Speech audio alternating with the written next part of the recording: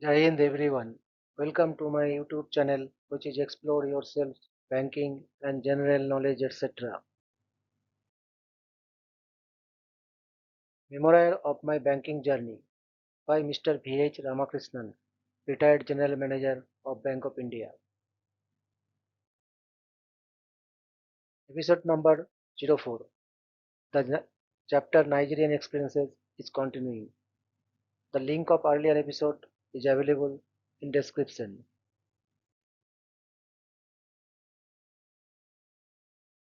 Meetings and meetings. Nigerians believed in following proper decorum.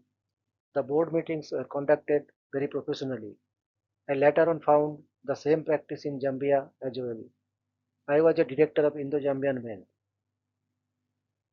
The meeting will start after the welcome address by the chairman. He will then take up the minutes of the previous meeting. He will call out the page numbers one by one and wait for a few seconds corrections if any. Before proceeding to the next page, in India I have seen in many cases the minutes being blindly approved or one or two directors will mention their objections. So you will have to go to and fro in the minutes. The same procedure was followed by the Central Bank of Nigeria in its meetings with bankers, which were held every quarter. I used to attend those meetings. The minutes will run to 60 to 70 pages. By the time the governor calls out the pages one by one and finishes the corrections, it might take 1 hour. This is because minutes are considered very important as that is the record of major decisions of the company or bank. I followed the above procedure as chairman of audit committee of the board of Andhra Bank for 2 years. In the board meeting, everyone will address only the chairman. There will be no across the table conversations. All observations will be addressed to the chairman, who in turn will ask the MD or ED to clarify. If the discussions prolong for a considerable time, the chairman will say, "Gentlemen, we have discussed the matter enough. Let us put the matter to vote." Each one will be asked to say yes or no, and the majority opinion will prevail. Whenever there are long discussions, the last speaker will be the MD or ED who will answer all the points before the matter is put to vote. Decorum must be maintained at any cost. Once after I left, I was told that our visiting executive started smoking in the boardroom. Immediately, the chairman sent a note to him saying that he may go out and smoke as smoking is not allowed in the boardroom.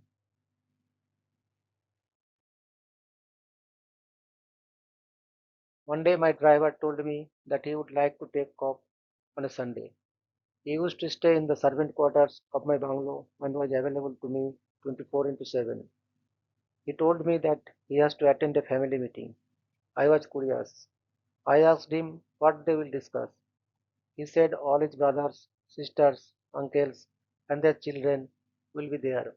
All family problems will be discussed in the meeting and solutions will be arrived. The senior-most member will chair the meeting. Each senior member will be given specific assignments. For instance, if someone is unemployed, the responsibility of getting him a job will be fixed on another member. Minutes of the meeting will be maintained. Action taken will be reviewed in the next meeting. I was really surprised about this excellent practice. Another day, when Mrs.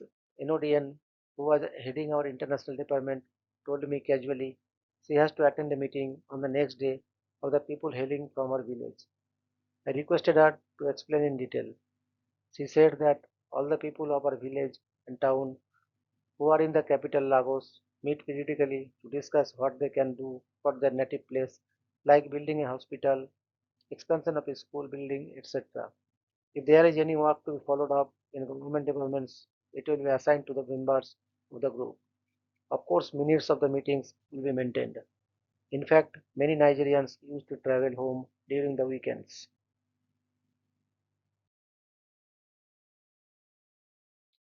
In one-to-one meeting, also with Nigerian customers, I noticed a very good practice. They will never interrupt when you are talking. After you have finished, they will say thank you and then respond to all their points. Talking of meetings, I am reminded of Mr. Parulekar. His funny comment about meetings. He used to say, "It is always meeting, eating and cheating." I have been fortunate to in attending various board meetings from 1984 onwards till date.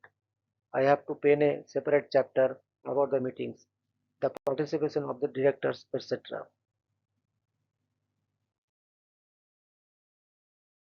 LPs. All foreigners working in Nigeria are known as expatriates. If you see someone who is not dark skinned, you will know he is an expatriate. A Nigerian went to Germany. It was his first visit abroad. After he returned, a friend asked him, "How is Germany?" He replied, "Germany is fine, but it is full of expatriates." General Yakubu Gowon became the military ruler of Nigeria in 1966 when he was only 32. He was overthrown in 1975 when he was outside the country. He went into exile in London and obtained a PhD in political science as a student of University of Warwick.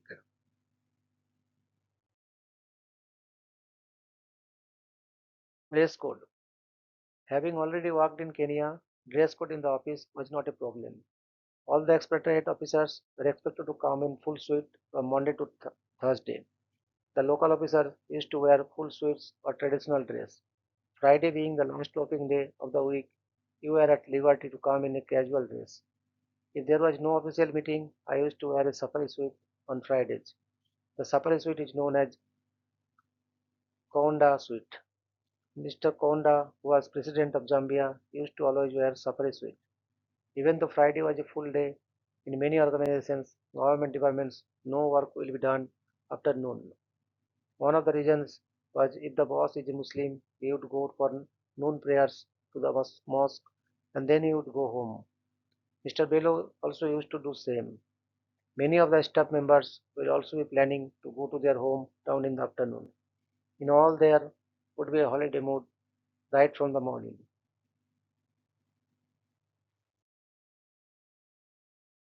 All counter clerks were expected to wear a tie.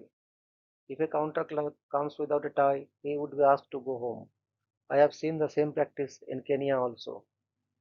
We had a number of ladies working as officers and clerks. They will also come in Western attire or traditional dresses. On Friday, it would be traditional dress for the ladies. Nigerian women are very fond of dresses. They used to spend a lot of money on dresses and cosmetics. We had a number of lady officers, clerks in the bank. Mrs. Enodian, head of international department, used to come to me almost every day for some discussions or other. I used to find her in different dresses every day. I asked her once, "You should be having a large wardrobe with 300 seats." She laughed and said, "The aim of the ladies is that no male member should be able to remember the dress they were wearing a few days back." She then explained, "Every Sunday she will decide her dress for the next 5 days and hang them in the wardrobe so that no time is wasted in the morning choosing a dress." She had 30 sets. You will see the same dress only after a gap of 30 working days. One day she was tired and said she has a lot of work and then she has to go to the boarding school next day to see her daughter. Before that, she has also to go to the beauty parlor. She said her daughter will get ill if she does not go to the parlor before meeting her daughter and her friends. I was on a visit to our branch at Enugu, capital of Anambra State. Now it is the capital of Enugu State. We had recently opened a rural branch about 30 kilometers from Enugu. I wanted to pay a surprise visit to the branch. So the manager of Enugu branch and I traveled by car and reached the branch. It was peak summer and the temperature was nearly 40 degrees. The manager was in his cabin in a three-piece suit. There was no electricity. Generator was not working due to some problem. He was sweating like anything. I asked the manager why he is wearing a suit when he does not even have a fan working. He replied that the villagers expect the bank manager to wear a suit. I really pitied him.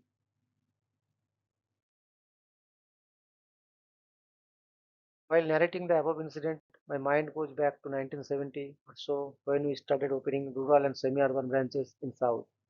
We opened a branch at Bhadipatti near Madurai. It was a big village. Mr. K.P. Natarajan was posted as the manager. Natarajan was a very capable and sincere officer. In fact, he was handpicked for the job by the then general manager, Mr. D.N. Sukla, who later retired as ED of Bank of India. For a long time, Natarajan was always known as Bhadipatti Natarajan. Anyway, a few days after he reported, he phoned the general manager and requested permission to come to the office in dhoti, white lungi. He explained that the villagers are scared to enter the bank when they see the manager wearing a trouser. Mr. Shukla gave permissions for Natarajan to come in dhoti. KPN now threw more light on this subject. The above two incidents have a similarity. Both the managers dressed to satisfy the expectations of the local population.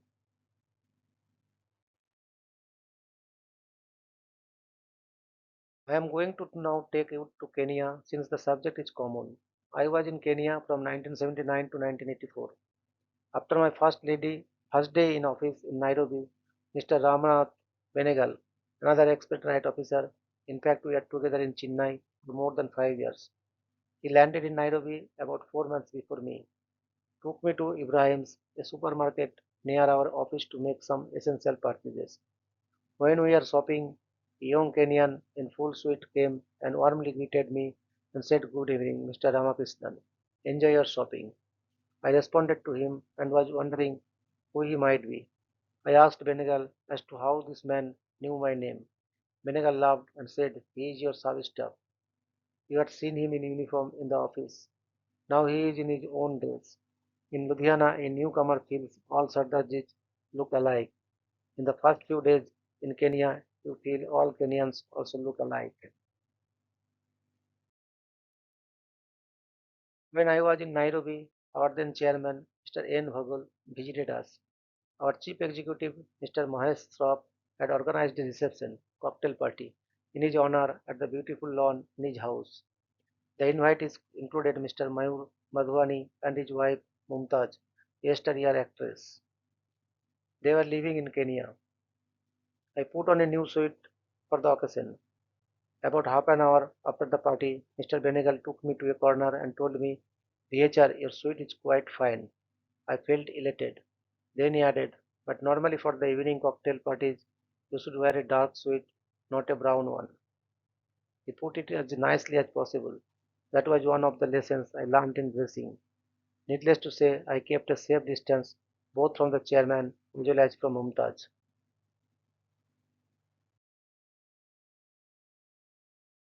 One day, I was sitting with Mr. N.P. Thakkar, who had taken charge as chief executive of Kenya branches from Mr. Sraf. He told me that he got a message that Mr. Simeon Nayache, who was a top bureaucrat in President's office, would be dropping in any time. Within 5 minutes, Monica, secretary to the chief executive, knocked and opened the door, and a gentleman in full suit with an executive look entered. Mr. Thakkar greeted him, "Good morning, sir." He responded to the greetings, and I said, "I am Mr. Nayache's driver. Mr. Nayache could not come in the last minute due to some urgent official work. He has given me a letter to be handed over to you." I later asked Monica why she did not announce properly. She said, before I could complete the sentence, the boss had greeted him. The history will not be complete if I do not mention about Mr. Panachand Dedia, landlord of the manager's residence. A very pleasant person, he used to be always in full suit. No wrinkles. It will appear as if it has just been bought from Mark and Spencer. We used to call him as Zodiac Man. Zodiac advertisements used to feature a man in full suit. He used to buy ready-made suits from London. Even you go to his house unannounced at 9 p.m. or at 11 a.m. on Sunday, you will find him fully suited and booted. He was living upstairs to my flat. I asked him once whether he also sleeps in full suit. Thank God, he said he will change into his night dress at 11 p.m. and will wear the suit immediately after breakfast next morning. Tell peace. A Nigerian minister went to London. He was addressing a press conference. One of the press people asked him, "We heard that the ministers are highly corrupt in Nigeria. Is it true?" The minister replied, "Do not believe rumors that we take 60% of the contracts as bribe. They are utter lies. We only take 10 to 20%.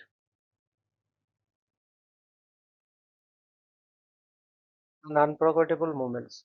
Mr. Akpabio was the first clerk to be appointed by Bank of India when the branch was opened in Lagos. He rose from that position and became Deputy General Manager.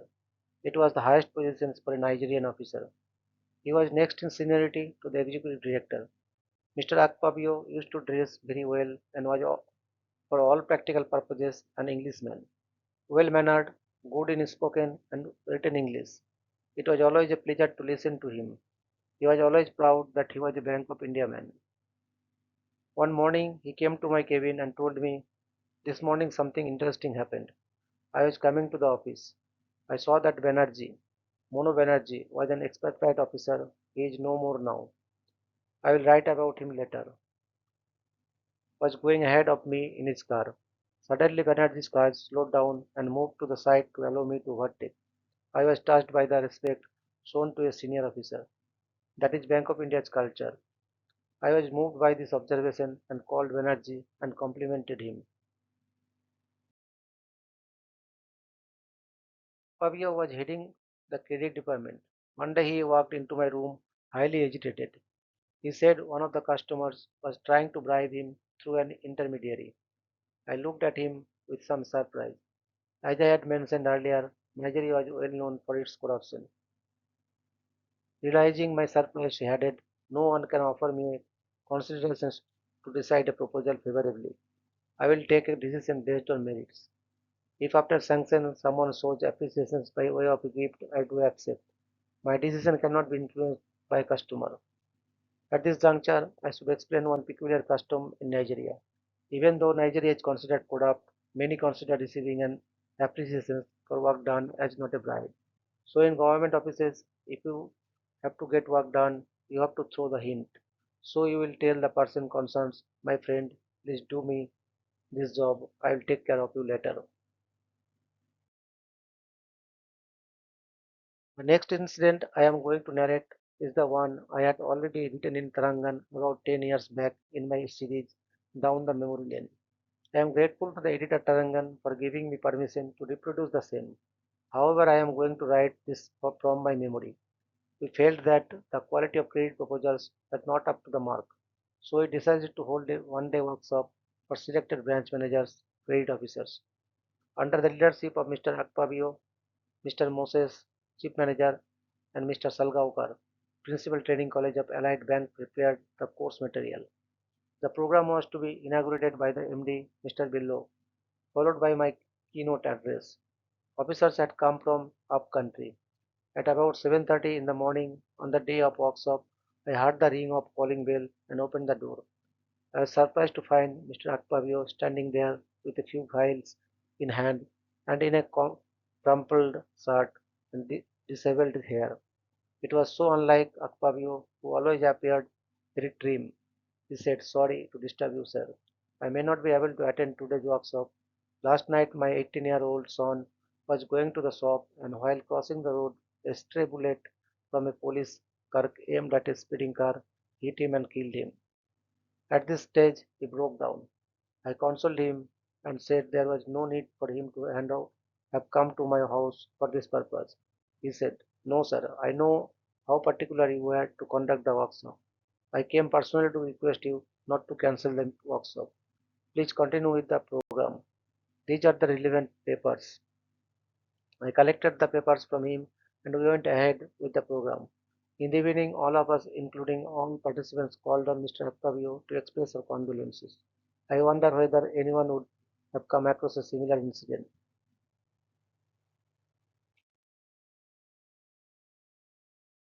The above story is not over.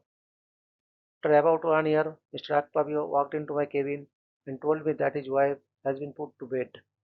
Looking at my confused face, he clarified that his wife has delivered a baby. Now from confusion, I switched over to surprise. Akpabio told me, "You seem to be surprised.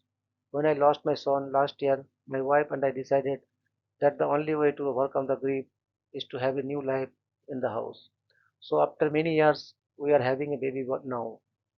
I was amazed at this wonderful philosophy. I was wondering what would have been the reaction back home if a couple had a baby a year after the death of a teenage son or daughter. Tell peace.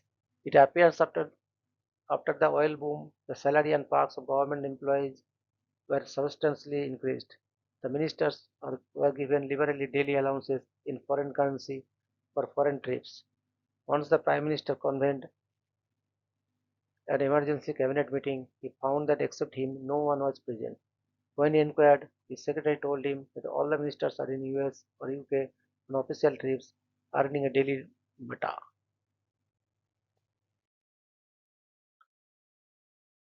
And episode Nigerian experiences is continuing. Thank you very much for your patience.